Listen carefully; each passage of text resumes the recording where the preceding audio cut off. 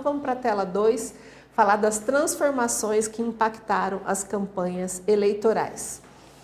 As campanhas eleitorais, elas passaram por transformações nos últimos anos.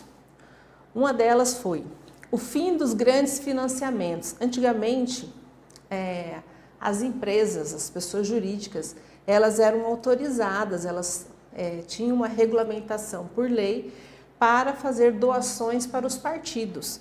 E o que acontecia? Isso ajudava os partidos a fazer campanhas com custos altos, com grandes produções, com um volume muito grande de pessoas, de militantes e de militâncias e cabos eleitorais. Mas depois, além disso, além de ter terminado essa autorização do TSE em autorizar pessoas jurídicas, ou seja, empresas, a fazerem doações para os partidos, isso acabou, isso não existe mais. As empresas, elas não são autorizadas por lei a fazer as doações para os partidos, para os candidatos. E também acabou o fundo, aliás, mesmo com o fundo eleitoral, esse custear essas campanhas para os partidos fica bastante oneroso.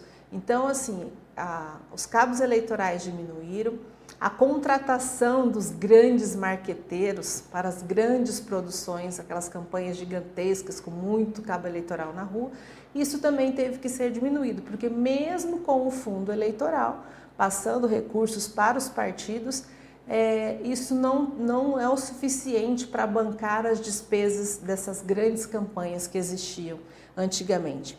E com essa diminuição de valores de recursos, aquele multidão de cabos eleitorais que tínhamos antes nas ruas, levantando bandeira e fazendo aquelas grandes avenidas cheias de cabos eleitorais, isso diminuiu. Então as campanhas eleitorais, elas passaram por transformações nesses últimos anos. O financiamento por empresas diminuiu, caiu bastante, quer dizer, foi proibido, né? E isso ocasionou uma diminuição nos custos da campanha.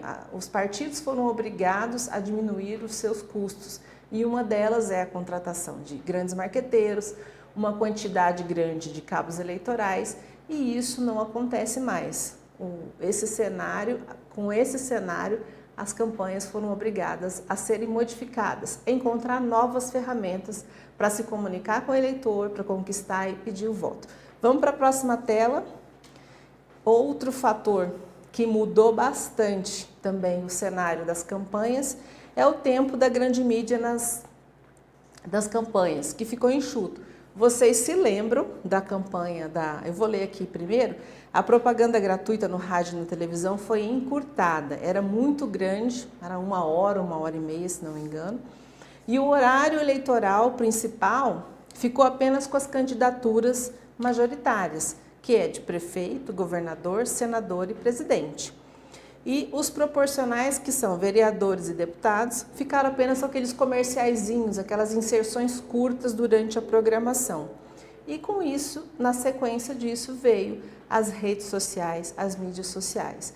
Então, muitos de vocês que estão nos acompanhando agora, lembra-se daquela grande expectativa, até mesmo o hábito de consumo das pessoas, há 10 anos atrás, por exemplo, se assistia muita televisão, a família jantava diante da televisão, era muito cultural. É claro que isso ainda existe, mas a chegada da internet, das redes sociais, fez com que as pessoas ficassem mais ligadas também no celular, no smart, na televisão que projeta a internet, no tablet, no computador.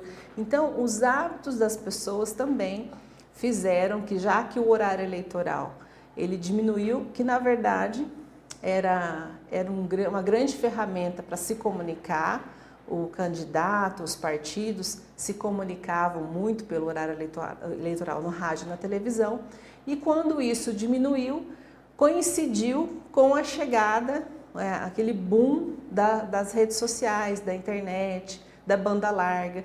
Então, isso aconteceu tudo junto e foi um processo que modificou o jeito de fazer campanha eleitoral.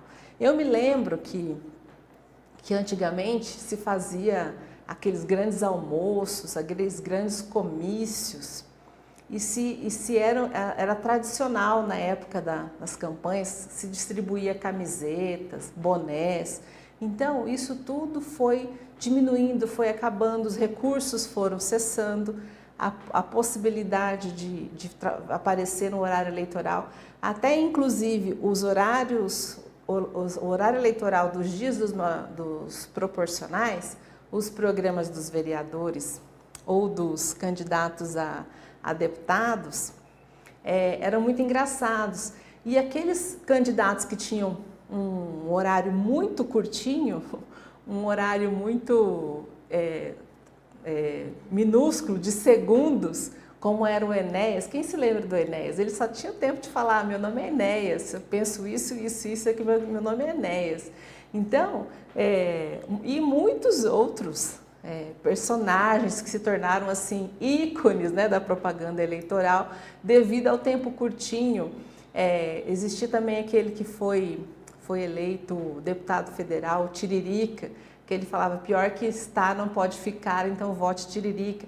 E muitos outros candidatos se aproveitavam desses pequenos horários, que eram os únicos momentos que eles tinham, já que a televisão naquela época, a televisão e o rádio, basicamente eram a forma que as pessoas tinham para se informar, se entreter, porque não tinha esse acesso facilitado para a internet. Então, isso tudo foi transformando a forma de fazer campanha. Se inscreve no canal, ativa o sininho da notificação. Nós temos vídeos novos toda semana com aulas de marketing político digital, com as novidades, para que você fique conectado com as ferramentas, para que você entenda o procedimento, a estratégia, a importância de se trabalhar a imagem do pré-candidato de agora até o início da campanha oficial, que é em agosto.